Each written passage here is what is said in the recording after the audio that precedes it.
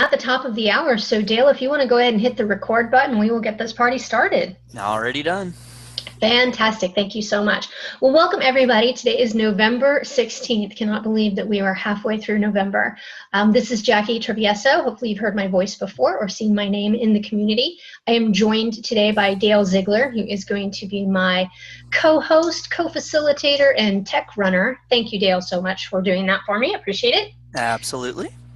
For those of you who are first-time callers, we go through a couple of just informational slides really quick, and then we jump right into questions and answers and talking about resources and all of that. So we're just going to go ahead and jump right in.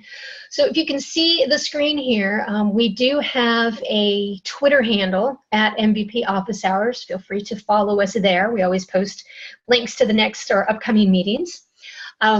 We also always post for you a couple of links under the event section there at the top. So if you want to know what's going on all throughout Salesforce, the events that they're putting on, you can check out that top link.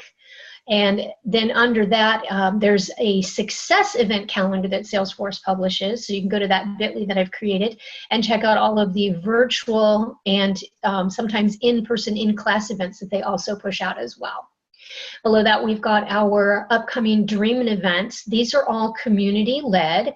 We are wrapping up the year with the last three. Today, Northeast Dreamin' is going on, and I heard that they had 500 attendees. So for their first inaugural event, that is a fantastic attendance number. So congratulations to them. I know they put in a lot of hard work to get that off. Then you've got Indian Dreamin', and then Down Under Dreamin'. So if you guys haven't had a chance to check these out, the 2019 events are hitting the calendar as well. So if there is an event in your area, be sure to register. They're generally one and a half, maybe 2-day events. And think of them as being kind of a really pared down Dreamforce that is put on by local community members like you and me. Rather than Salesforce driven. So people giving back within their local communities. Okay, and then below that, if you have not already joined a Trailblazer community, the Trailblazer communities happen either, the groups, the meetings either happen in person or virtually. So I would encourage you to check out that Trailblazer group link so you can go look and see what's near you. If you're in a specific industry and there are industry-related groups that you want to join, and then get in on the conversation. We have also moved to a new event site the user group leaders have. And you can go to trailblazercommunitygroups.com to sign up for the emails for the events that are put on by the community group leaders. They used to be known as user group leaders or developer leaders as well. So you might check that out, opt in, so you can start getting the invitations for your local in-person or virtual events. Okay, let's go to the next slide. So this is a new slide that people have not seen before. I tossed this in here just to give you an idea of what that trailblazercommunitygroups.com looks like. Once you join and you select your city, all of the events that are in the general vicinity of that city or area will come up in the list there, and then you can see what's going on and decide what's right for you. Make sure that you join the groups and then RSVP for those meetings. Okay, our next thing that I wanted to talk about, this is really, really important. For those of you who have certifications, if you do not link your Trailhead account and your Web Assessor account, you will lose your certification. I've given you 3 easy steps on the right-hand side of the screen there. Go to sfdc.co/mystatus and link your Web Assessor account with your Trailblazer or your Trailhead account, and just follow the steps there. It will walk you through it. It's really easy. Super important. The deadline for that, November 30th, they're running a contest. If you get it done within the next 15, 14 days, you'll be entered to win a certified pro gift box.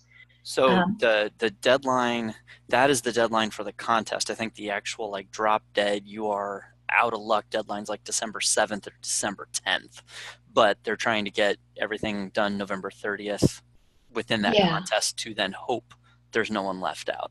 Yes, so go do that so you can get entered into the contest, and then tell us what fantastic prizes you may have won.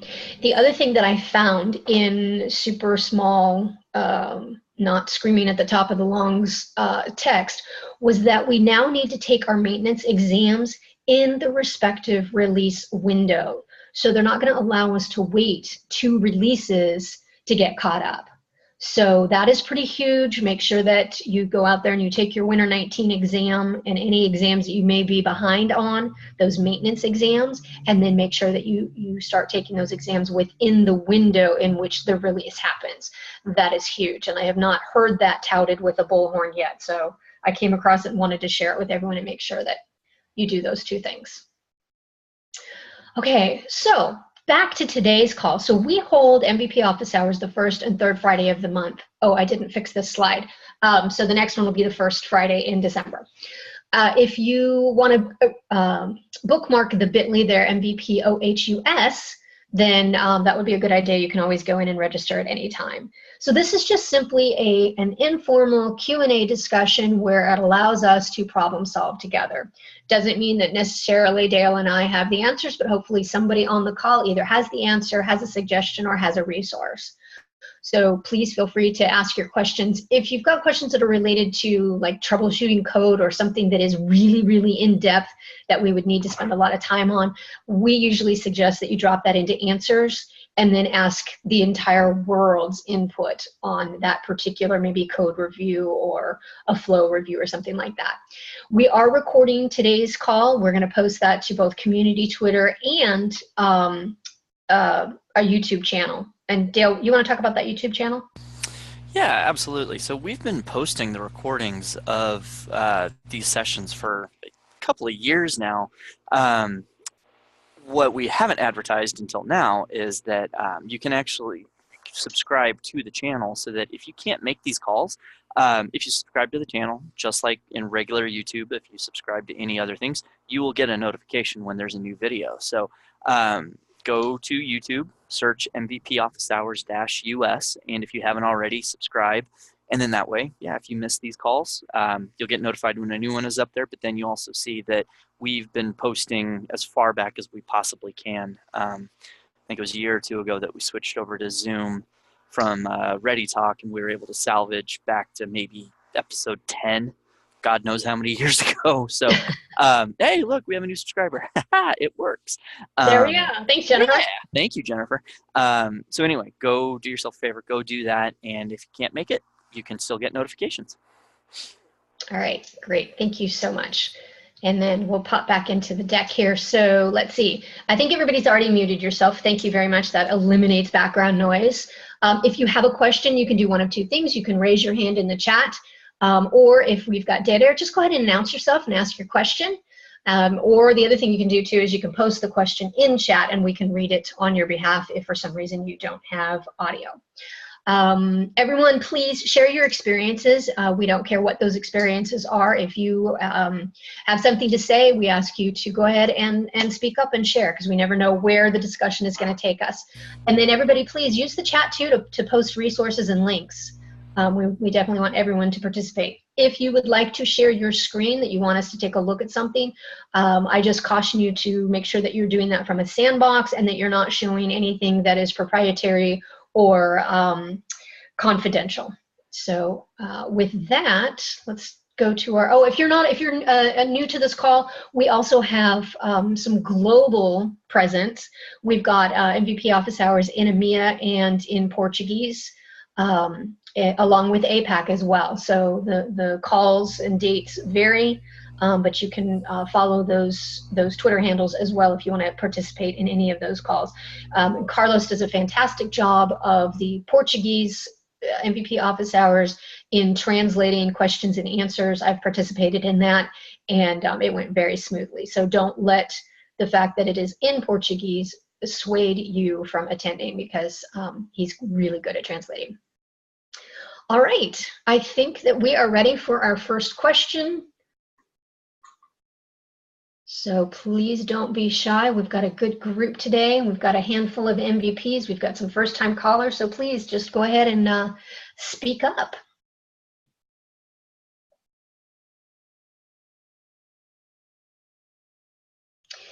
Marty, I know that you're on the call and you generally have a question for us. Do you have anything teed up today? Unbelievable as it may seem, no, I don't. Thank you very You much. don't? Oh, throw me for a curveball. I thought I could count on you. You always give us such a great question. I didn't think I'd be able to be here, but I finished early, so here I am. Well, I'm glad that you're with us. Thank you. Yes.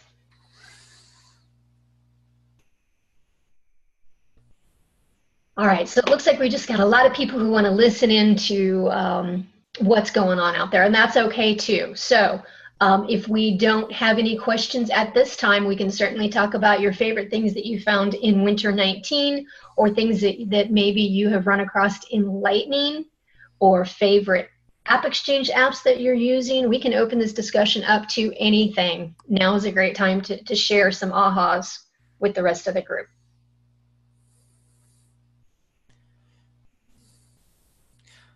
Or any recipes you're looking forward to cooking next week for Thanksgiving. We can talk about that too and somehow Salesforce it. We can draw a connection somehow. There you go. Hi, this is Ruth Kunikovich. How is everybody doing today? Ruth! Great. Hi. So I have a question about one of these critical updates that we have in production. It is Lightning Experience honors target values for hyperlinks in formula fields. Now, we've got Lightning turned on. It's only assigned to a very few people in our org. But anytime I review it and want to activate it, it takes me to an error page, and I'm not able to activate that. So I didn't know if anyone else was running into that. What's the critical update called? Lightning Experience honors target values.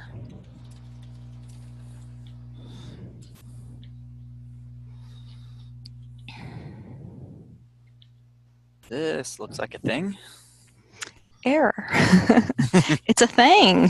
Hey, it's a thing. So they did put in a patch that...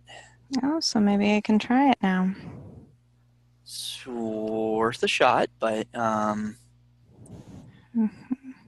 question is, what was the thing for us to understand?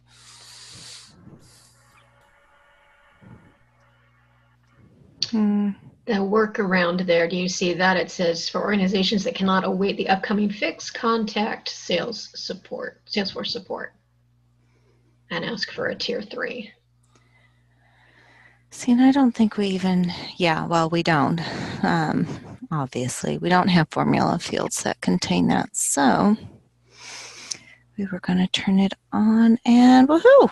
Hey, it worked. Works, guys. Sweet. Awesome. I wouldn't have known that. I probably wouldn't have tried again unless I was on this call. So thank you. Fantastic. Glad that you asked it. I didn't know anything about this. All right, who else has a question? Jennifer has put something in the chat. Sweet. Jennifer, if you... Here also. There you go. I have a managed package, and I took one of those objects and created, or there's a lookup field to the account object. And when I go to the account object to add a roll-up summary field, it's not offering me any, it doesn't look like the two objects are linked. Is the relationship master detail, or is it just lookup? It's just lookup. Roll-up summaries only work with master detail. But master detail, because the detail record has to be made without the master. So there's no way to do a summary? Not on just a regular lookup relationship, but there are tools out there. Rollup Helper has a free tool that you can batch your summaries. It's not live, or you can pay to make it live. Or Andy Fawcett's DLRS, Declarative Lookup Rollup Summary package, is out in GitHub that plays really nicely with standard custom objects, all of them. But it's a big package of code. But yeah, lookup relationships do not work with rollup summaries, or the other way around. Ugh, why didn't I know that? Okay. That's something that we have all stumbled into at some point. Like that's one of those we've all lived that story. We're all here to help each other with that one because it's not fun when you realize that it's not a thing. Sad Yeah. face. Well, thank you. Absolutely. And Dale, this is Susan there. Hey. Some other options outside of those App Exchange is to use Process Builder or Workflow to update a field on the object that you want to do the count on or the summary on. Okay. Something to consider. There's all kinds of different ways to solve the problem, but unfortunately it is not out of the box. How many? And that's absolutely perfect. If you want to go down that path, it's a very light build. How many detail records are you generally needing to summarize? Maybe 10. Oh yeah, that definitely would fit within Process Builder, and I don't think you'd need to extend to a flow, but you definitely aren't looking at code, so that's definitely a light lift. Awesome. Thank you, guys. Absolutely, thank you, Susan. Yay, Susan. I have a follow-up question on that. Go for it. Using the Process Builder, I was discussing the scenario with a connection the other day. How do you solve for triggering upon delete if you're rolling up a value? You don't. Not without an actual trigger in code. That's one thing declarative does not support is delete.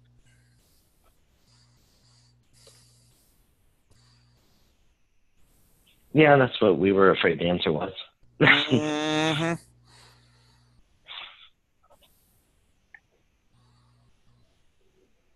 Now, I mean, of course, if there's enough,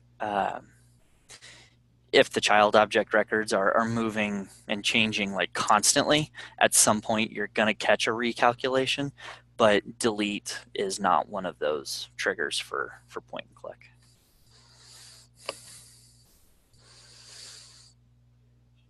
How would you loop through and roll up without a flow? You mentioned you could do it with just Process Builder. I was admittedly shooting from the hip on that answer. Now that I think about it, you may need to have a Process Builder wake up a flow to do it. To run through a loop that increments? Yeah. So kind of the no code, no flow version of that would be to take the value in the field that you have there and then add to that.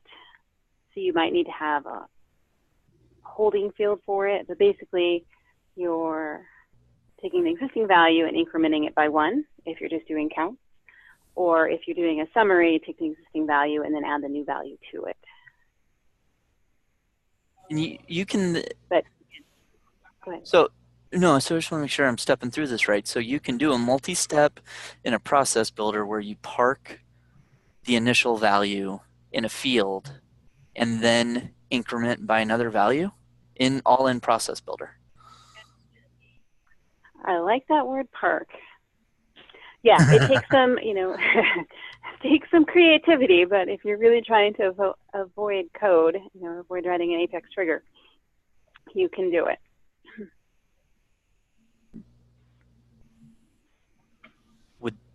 Again, doesn't solve if you have delete permissions on your records. It's only to add to it. If nobody has any questions, I want to make this thing happen because I like it. I like where your head is. Ignore all the passwords, please. We'll use the recording to circle back on this. You guys can't hear how many times I've laughed to get this call already. At me or in general? Because it's okay if you say at me. With you. Okay, I appreciate that. Jackie told me this was going to be a good call. Okay. All right, so we're just going to make up a couple of dummy fields here really quickly. Insert Jeopardy music.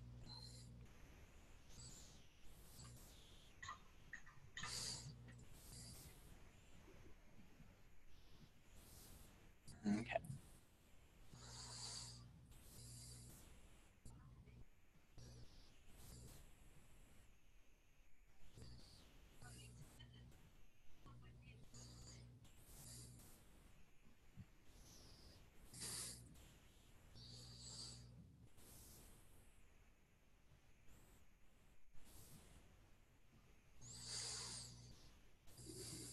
Okay, so if we go.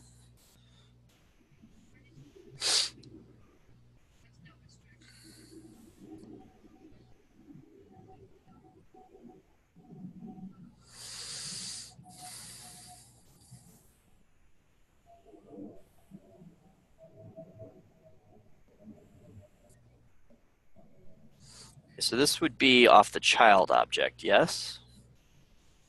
Just something is changing to that child data that needs to reaggregate at the parent level. Correct. Okay. So we'll go with opportunity because we know that's a native relationship for giggles. Oh, save. I know what I'm doing, I swear.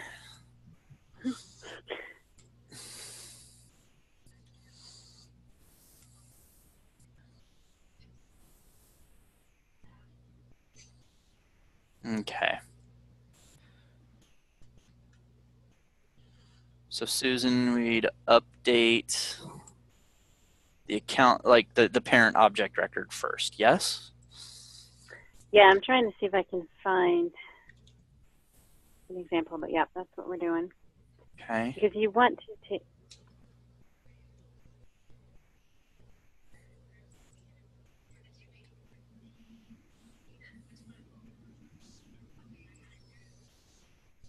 No, wait.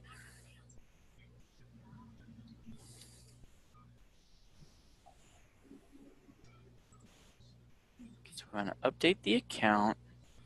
We would want to update number 2. Oh, I like where this is going. No. Account. ID. Oh, this is looking good. I don't want it.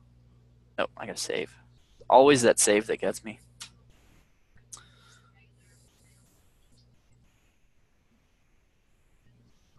Find the next criteria mode. Okay.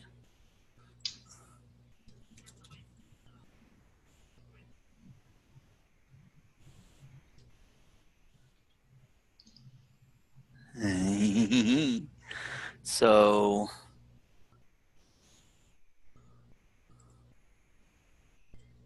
update.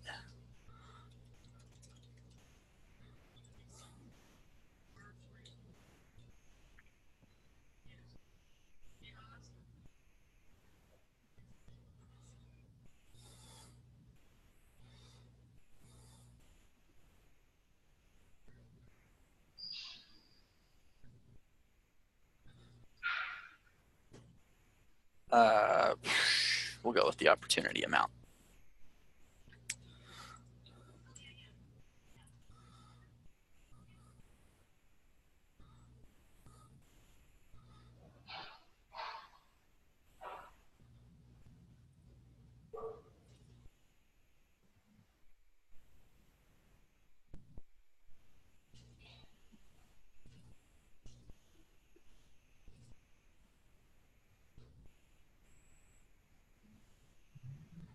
Okay. With nobody raising their hand or putting anything in the chat, I can still feel all the eyes on me to see if this is going to work, if I did it right. I'm impressed that this is built on the fly. Okay, so if we take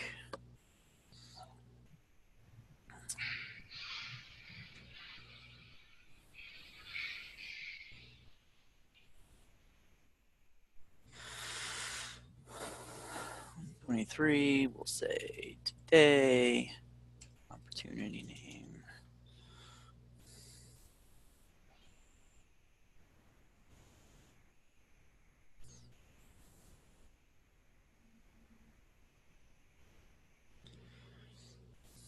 Okay, so let's go to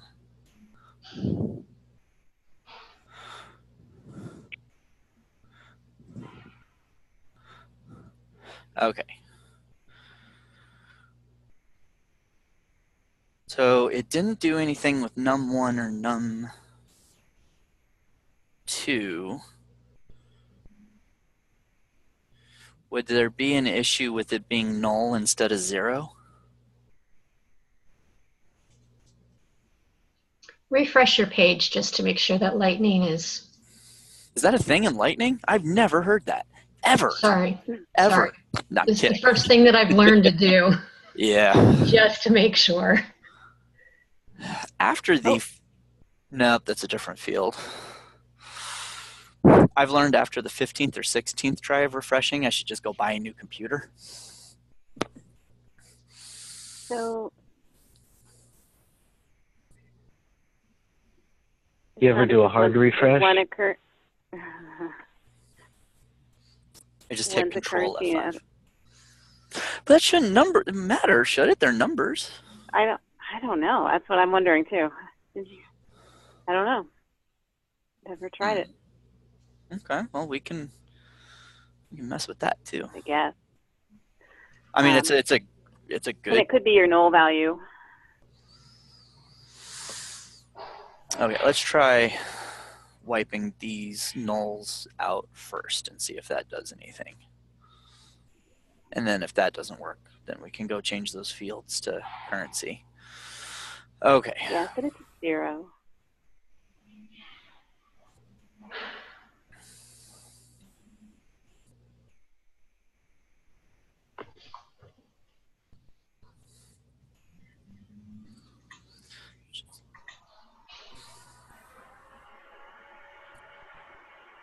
Okay.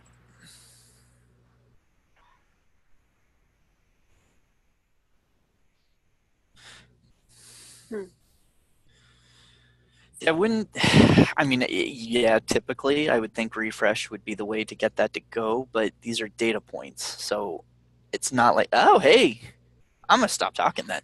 Okay, so number 1, we have 456. So now let's just, for giggles, make another opportunity.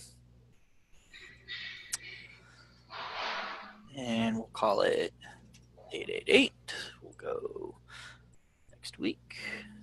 Opportunity name, test 2.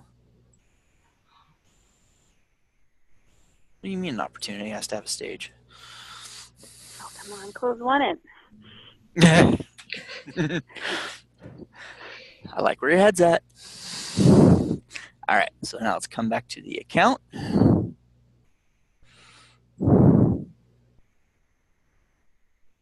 Well, look what we have here. Boom. There you go.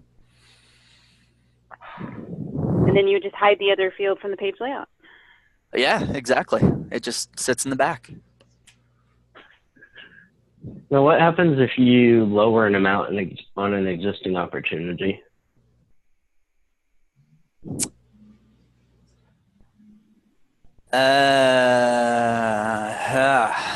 That's a great question, because all we're doing here is taking the previous total and taking the new value and adding to it. We're not taking into consideration that that would be a reduction. Yeah, what I've typically used this for is more of a counting feature where we're just Right. incrementing by 1. If you've got amounts that change, then I wouldn't go with this approach.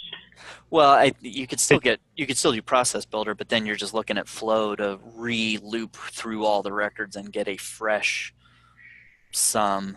You wouldn't need that parking lot field. You would just aggregate within the flow and then update the number field with the new sum, but you would need that flow to loop through all the records.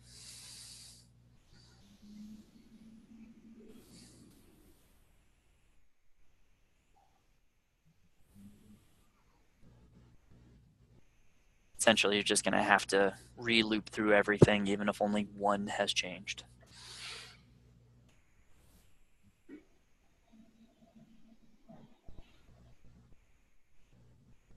You could put, okay, instead of saying you could, let me say, could you say, let's only do that calculation when the opportunity is closed 1, and then it's locked down and it's only doing the calculation at the very end. That way, if the opportunity amount changes throughout the stages, in this particular example, it would only calculate. I think that would depend on the requirements of that aggregate field. I mean, the only reason I went with account and opportunity was this is a dev org, and we know that's a native relationship. Yeah. But I think it would just be the requirements of when that field needs to be aggregated from a business requirement standpoint, from like a KPI standpoint. Yeah. Well, cool. That was some on-the-fly solutioning. And even if we need to go down the flow route, I'm not going to build that one on the fly here. But Jennifer, you asked the question, right?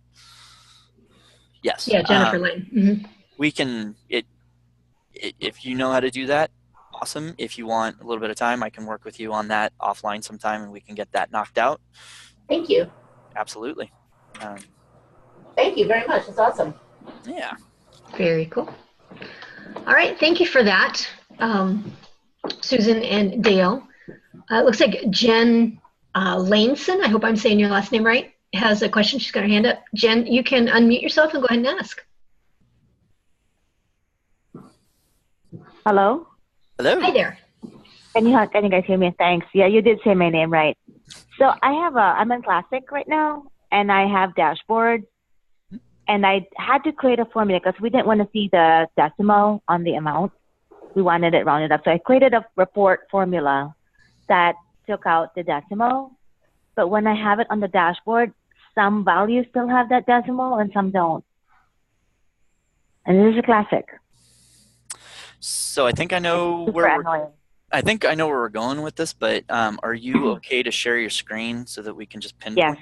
Okay, let me stop sharing, and then you should now be able to share.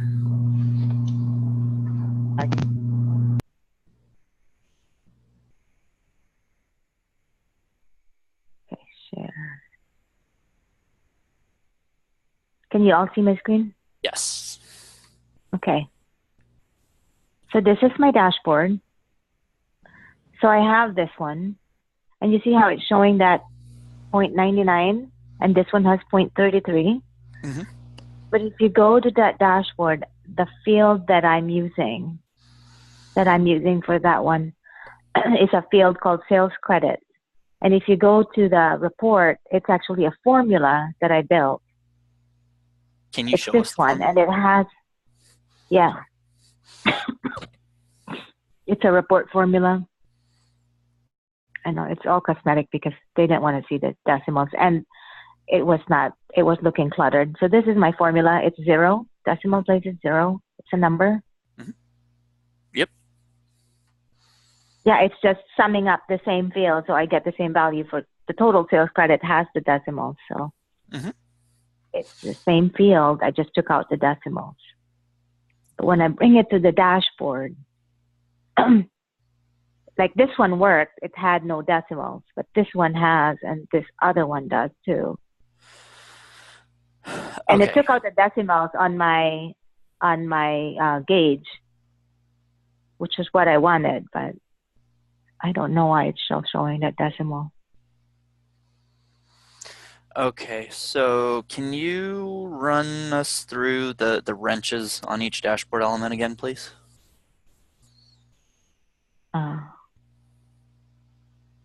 So I'm just showing the sales credit amount for each one. Right. No, I'm sorry. I meant when you were in edit mode on the dashboard. Can we click through the wrenches on each one? Okay. So this one. Yeah, so I've got my colors for the range. Mm-hmm. And then I'm using value sales credit, and I'm using whole units. Can you go back? Can you go back to formatting, please? Okay.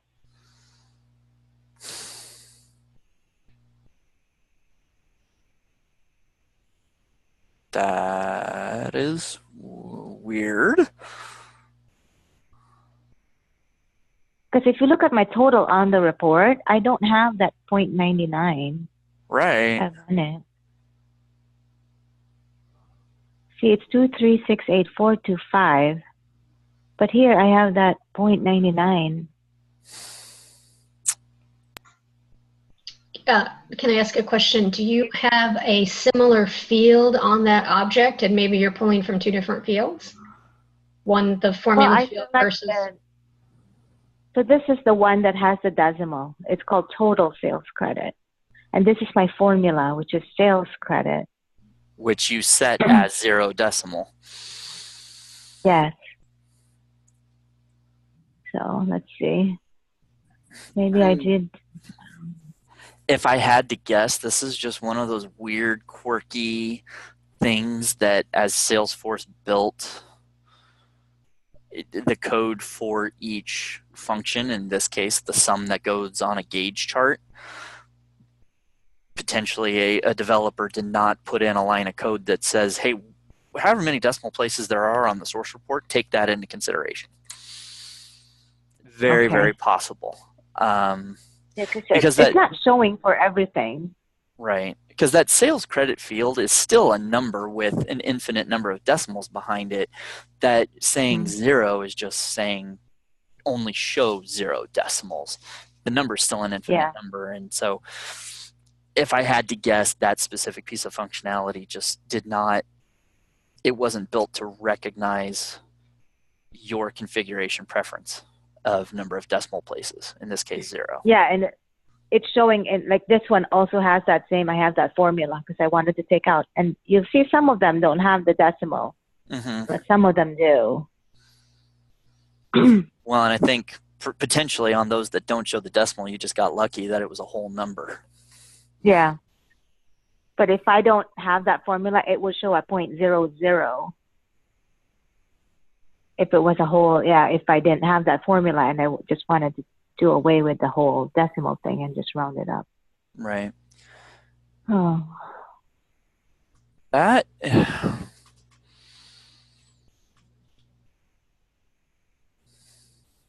I definitely 100% understand the frustration behind this, because that is not intuitive at all. Like that, it should just follow from end to end that 0 decimals means 0 decimals. But I'm wondering if that's just an underdeveloped piece of functionality on the Salesforce side of things. Okay, maybe I should open a case then. And so you're in Classic. How are you? Is Lightning on your roadmap to discover if that's still a thing in Lightning? I'm releasing Lightning Q1 of next year, so. Gotcha. So I mean, maybe that's something for you. I don't know. Maybe that's something that you just keep in the back of your mind of, as you get closer to flipping the switch. Hey, does it work in Lightning? Hey, please, fingers crossed. You know, and it might just be the same on both sides of the line. I don't know. Yeah. Well, I've heard too that Lightning reports are slower. Like dashboards and reports in Lightning are slower. I don't know. You have not? Okay, that's good to know. I haven't tried it, but there's somebody new. We have a new CTO, and that's what he says. So. I'm trying to think. So, do you have a custom summary formula on that report? When you say you remove the decimals? That's what she was trying to get to show as the summary on the gauge, was that custom summary report formula field. Yeah. There's a knowledge article out there that talks about how to do that. Let me see if I can put it in the chatter.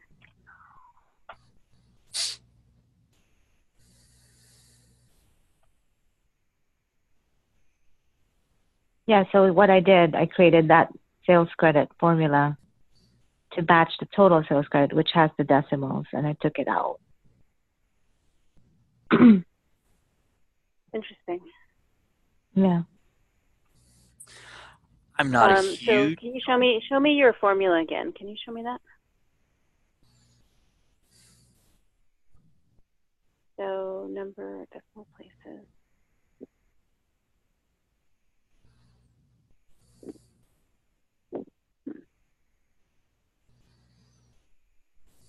Okay, what it's saying is you actually have to write in your formula round. So in your formula where it says opportunity totals, put round, R-O-U-N-D, and then open and close parentheses.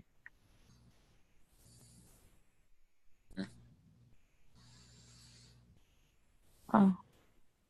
Invalid custom. Wait, hold on. Sorry. Accidentally deleted. Can you... Yeah.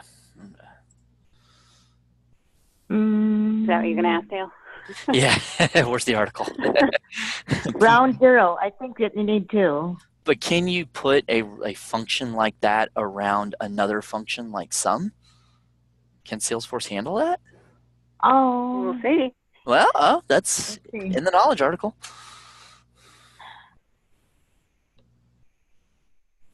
Cost sales this quarter.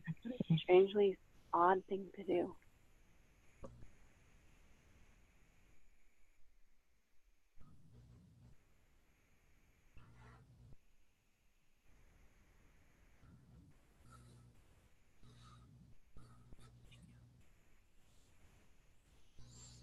Yeah, that worked. There you go. Check it out. Yes, thank you. Thank you.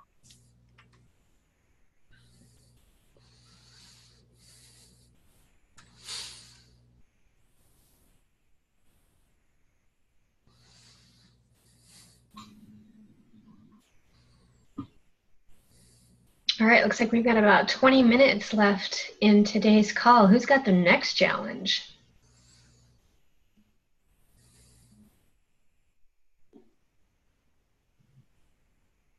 Or is anyone looking for a resource or a recommendation?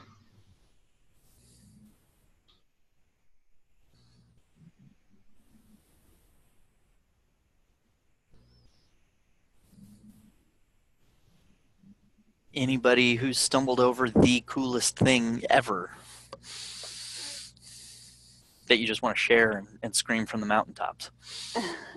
Hey, I'll share something. This is Susan. Yeah. Maybe this has been out there a while. I don't know, but I just recently found out that you can take a practice Salesforce certification exam as for the administrator. So if you have not yet taken the administrator exam and you're nervous or uncertain, you can actually take a real practice exam from Salesforce, simulates the whole environment on WebAssessor, and it only costs $20.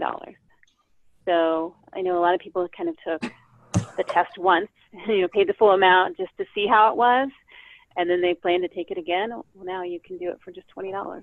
And it's through WebAssessor? Yeah. And here's another tip to go along with that. After you take 3 practice exams, you start getting the same questions over again on the 4th. So plan to take 2 or 3 practice exams, and that's about it. Yeah, if you go to the Salesforce certification site, there'll be a link to it.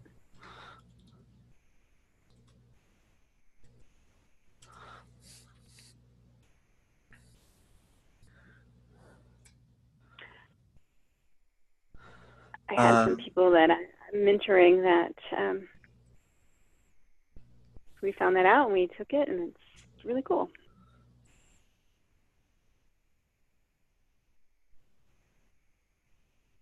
So if you go,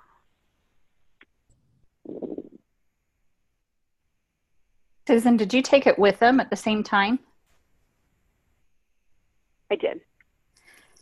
I have some people I've recommended it to as well, and I was just wondering, I haven't actually done it. It's been a while since I got my certification, so I was wondering how close it was. So that's great. Yeah, it's got the timer clicking down, and at 90 minutes it stops. Click on, let me see, I can send you the link. Why don't I do that?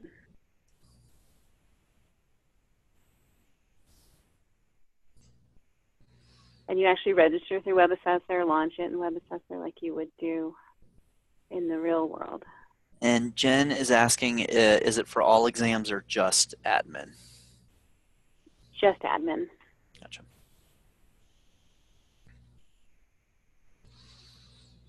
Okay, let's get that.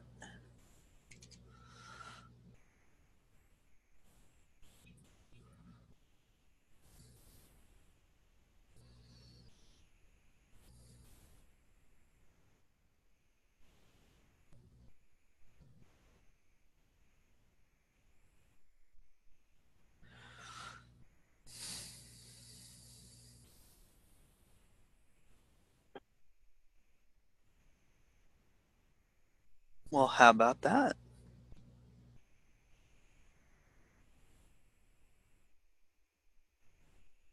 And for anybody who needs that link, Susan did drop it into the chat, so you can go grab it. And This is fantastic. I've got somebody that will love this. Thank you. Fantastic. And just for general, any link that we talk about in these calls, we share out after in the MVP Office Hours group, which is right here.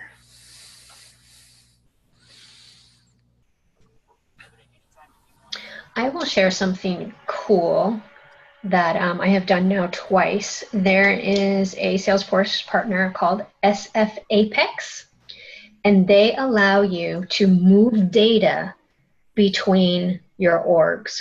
So if I have test data in a sandbox and I want to move that test data from sandbox A to sandbox B, I can use their tool to do it. So I no longer have to download and piece it all back together.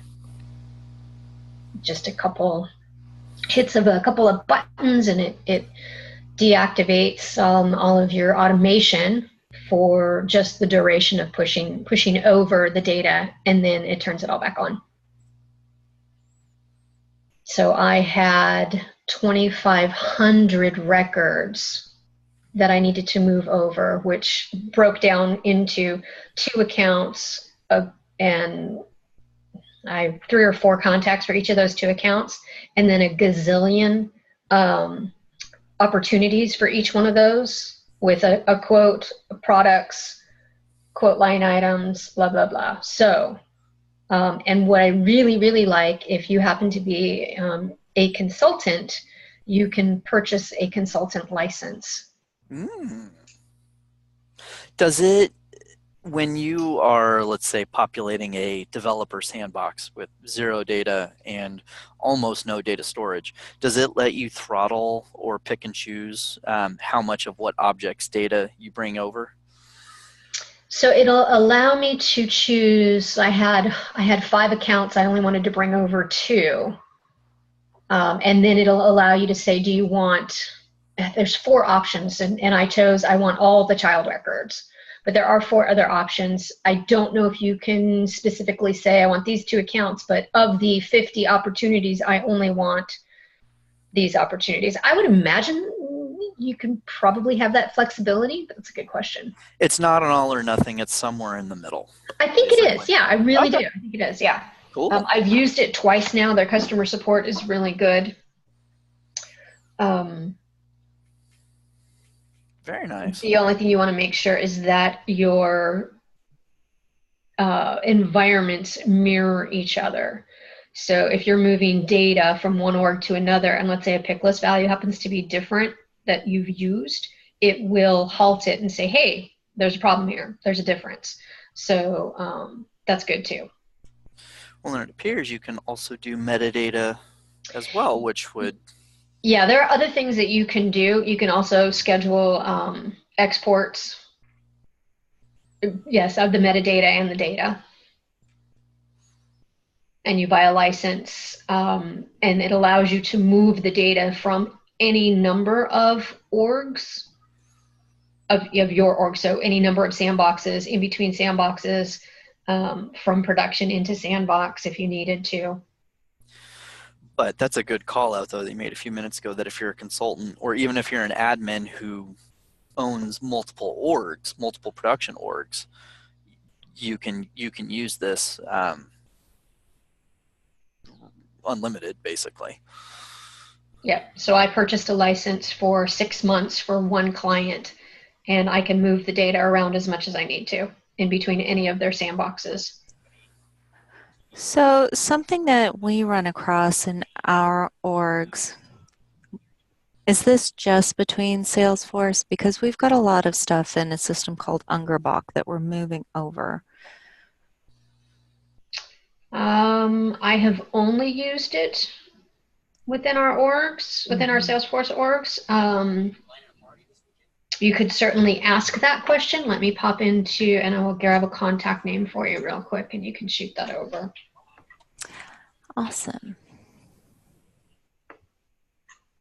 I'm assuming since it's SF Apex, it would just be Salesforce, but Yeah, that is an interesting question if they'd wander into the ETL space like that. Okay, his name is Chad Horner. I just dropped his email into the chat. Fabulous. Is this a one-time move of data? Yeah. Okay. Yeah, but eventually we've got about 25 different orgs, so we're going to be moving it into our its final home eventually. But that would be a Salesforce to Salesforce transfer. Yeah, I would pose all those questions to Chad because I have not had to do that. Any data scrubs that I've done or moved from an old org or a non-Salesforce org, I've always taken out, scrubbed in Excel or what have you, and then push it over. What you might look at is Excel connector. Because if you can pull the data out of an org, Excel connector might be able to push it and all of your child records. I don't know that to be 100%, but that would be the next one I would look at. And does it do files as well? Something to look into. Yeah. Someone does files. What's that, Susan? I have used this SF Apex tool. I like it a lot.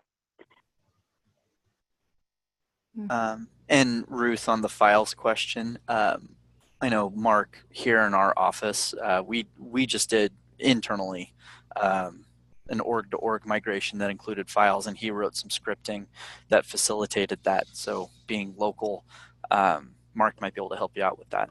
Okay.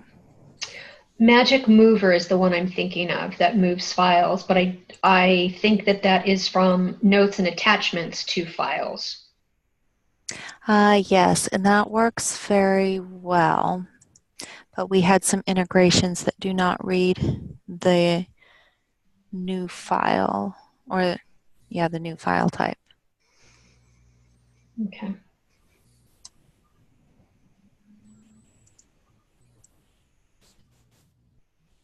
All right, we've got about 7 minutes left. Any last question?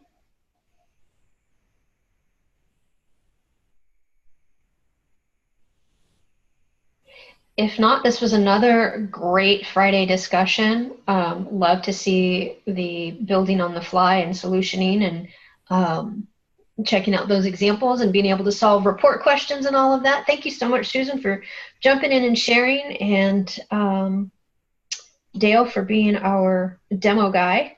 Love that. Yeah. All right, so if there are no other questions or requests for resources, we can surely say have a great weekend, and we'll see you the first Friday of December. All righty, thanks, guys. Thanks, everyone. Have a great weekend. Thank you. See ya. Bye-bye.